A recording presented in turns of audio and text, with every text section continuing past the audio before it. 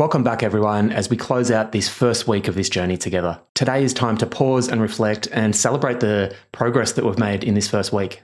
Join me as I identify the top 5 things I've learned on this journey so far and set the stage for the week ahead. Hi, everyone. My name's Paul Heron, and if you're brand new to this journey, this is day number 7 of my 365-day podcast challenge, where I intend to create, upload, and post a podcast a day for the next 12 months.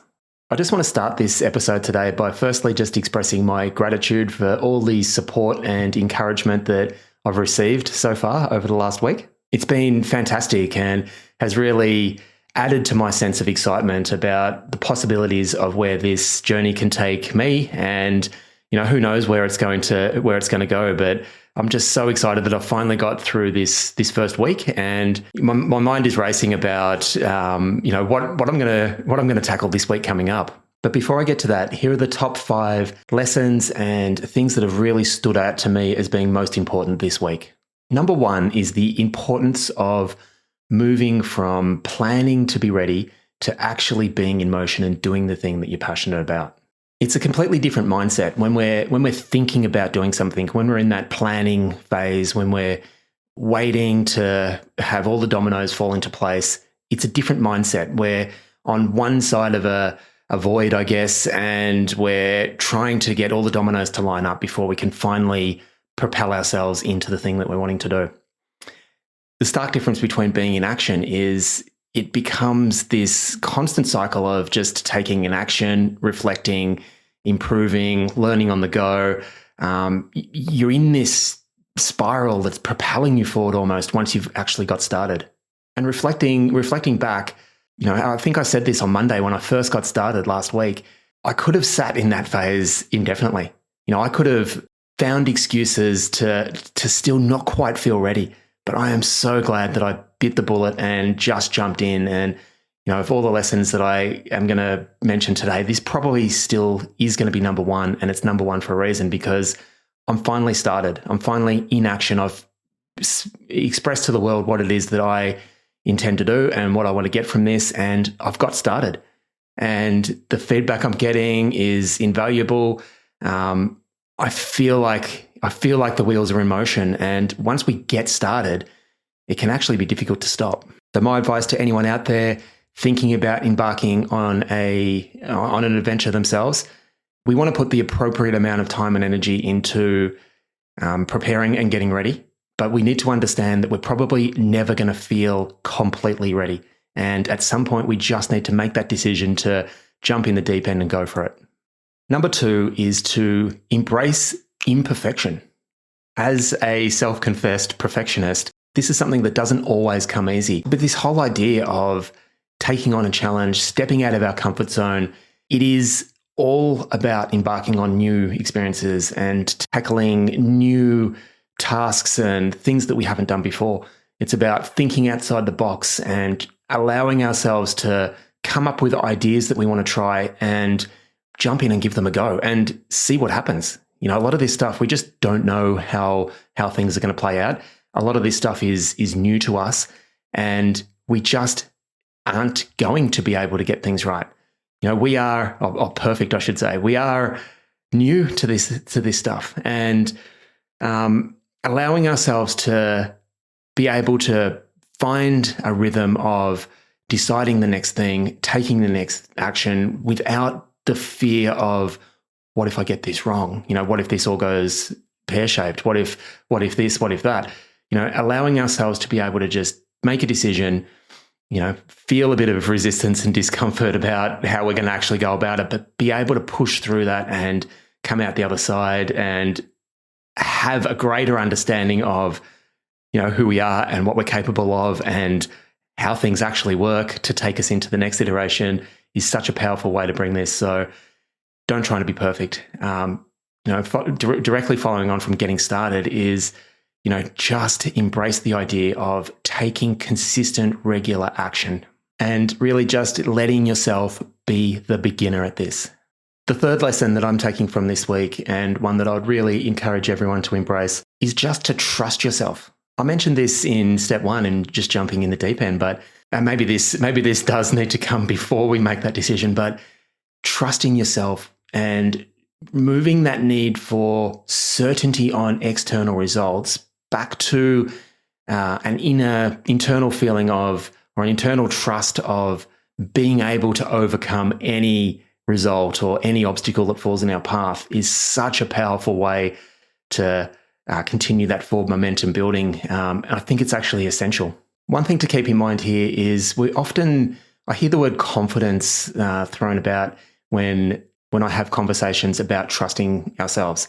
I think there's a distinction to be made. I think confidence can probably be best described as our ability to be able to perform a particular skill. And, this whole self-trust or self-confidence is really a separate distinction there. I think if we identify a skill that needs to be developed, there might well be a gap in our abilities to edit and upload a podcast, for example. There may well be a gap in a skill, and we can put time and energy, we can put a plan in place. Once we identify that, we can put a plan in place that enables us to combat that gap in skills. We might need to do a course, we can go to YouTube, we can, there's a wealth of information available to us, but ultimately it's about putting in the practice, taking action, regular, consistent action that's going to help us improve those skills. The distinction that I want to make is this internal trust is, an understanding that we have within us already.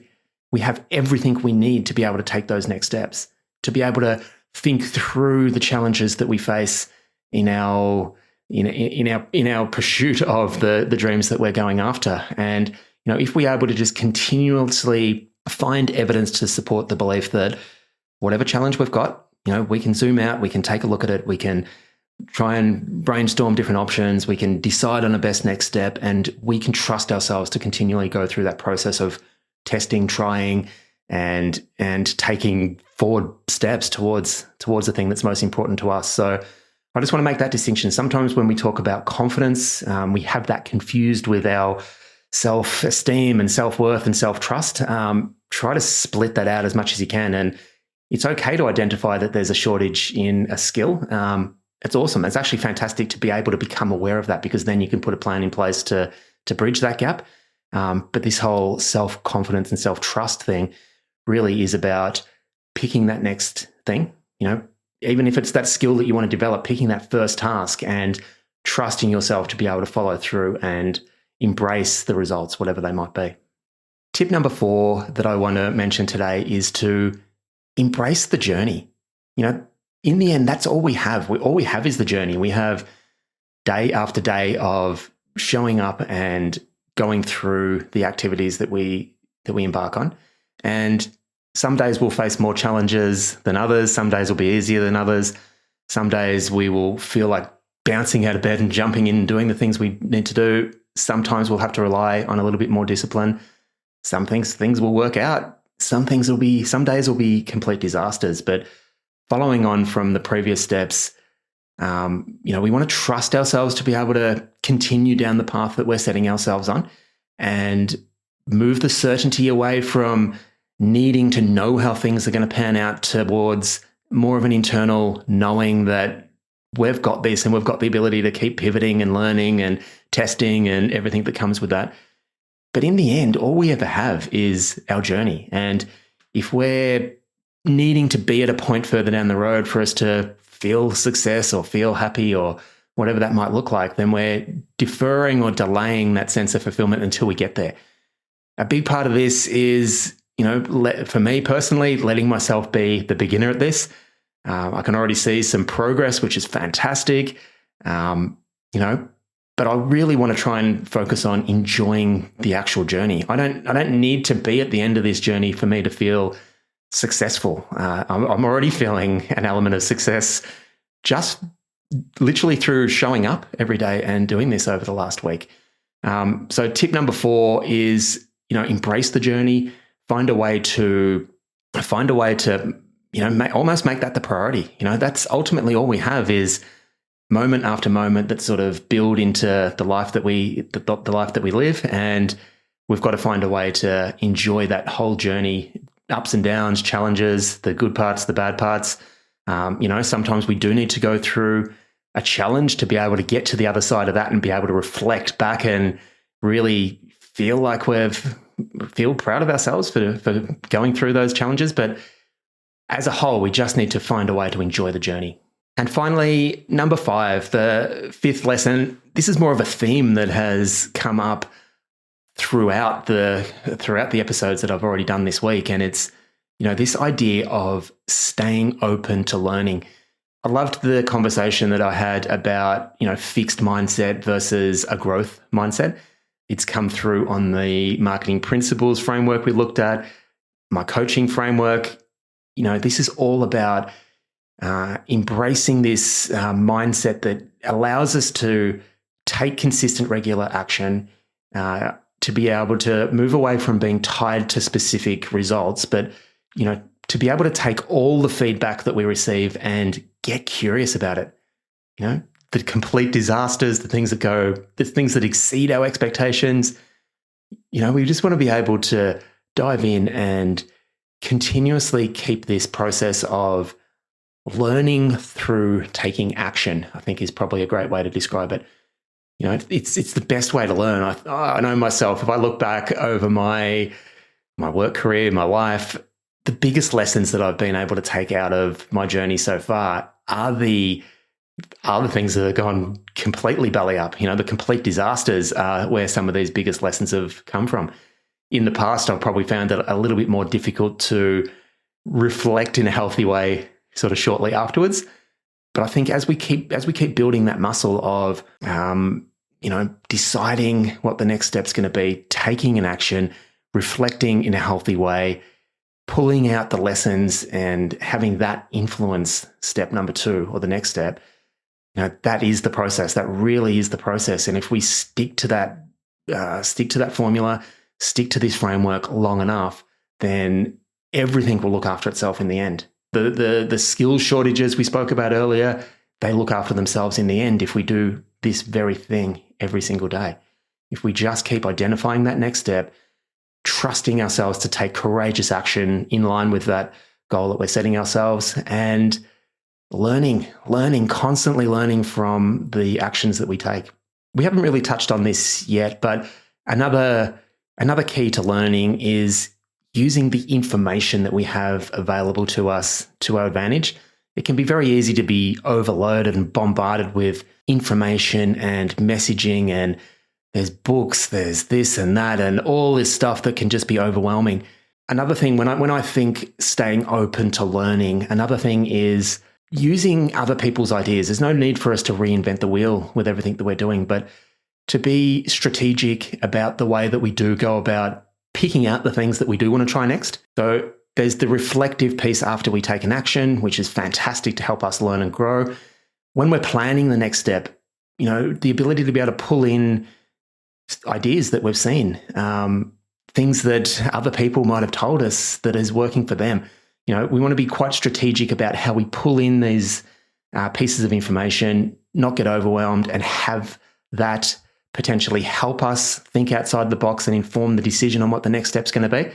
But it still doesn't really change this process. It is really all about action, reflection, decision, deciding what that next step's going to be, next action. And if we can get this right, it really is a game changer. So that's it, guys. They're my top 5 takeaways from the very first week of the Zero to Marketing Hero podcast.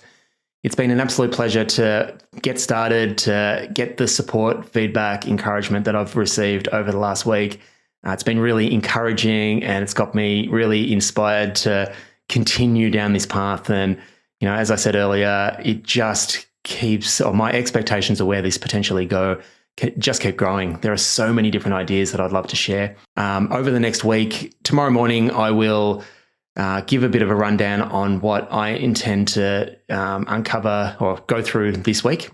A big part of the week coming up is going to be around understanding the purpose of all this, the purpose for me. I want to go through a mission statement that I've put together for this podcast and how I want to keep pushing myself and keep providing content that is that is useful for you guys as the people tuning in. Whether you're starting your own business, whether you're thinking one day this is something that you would like to do, whether you're in marketing yourself, whether you're just interested in following along because you've got an interest in marketing and showing up authentically and putting yourself out there. I just want to really clarify what this is all about for me. I want to start touching on some of my goals and objectives. And, this whole process is about testing different things. It's about showing up and trying things and seeing what works, doubling down on those things, seeing what doesn't quite go to plan and pivoting and growing as I go. So again, any feedback, please reach out. Any comments, questions, let me know. But that's it for week number 1. I'm really excited about being back tomorrow for the start of week number 2. Bye for now, guys.